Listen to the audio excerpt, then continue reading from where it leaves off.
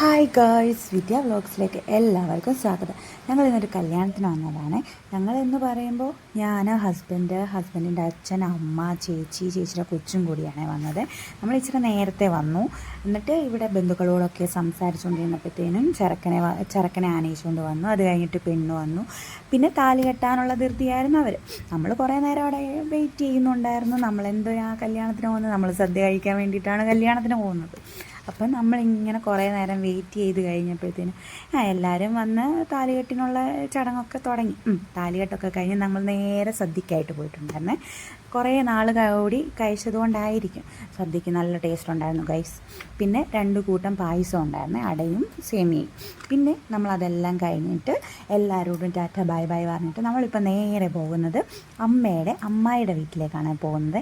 ഇവരൊക്കെ കണ്ടിട്ട് കുറേ നാളായി. അപ്പോൾ അമ്മയുടെ ഒരാഗ്രഹം അമ്മായിയെ കാണണമെന്നുള്ളത്. അപ്പം നമ്മൾ അമ്മായിയെ കാണാൻ വേണ്ടിയിട്ടാണ് ഇപ്പോൾ പോയിക്കൊണ്ടിരിക്കുന്നത്.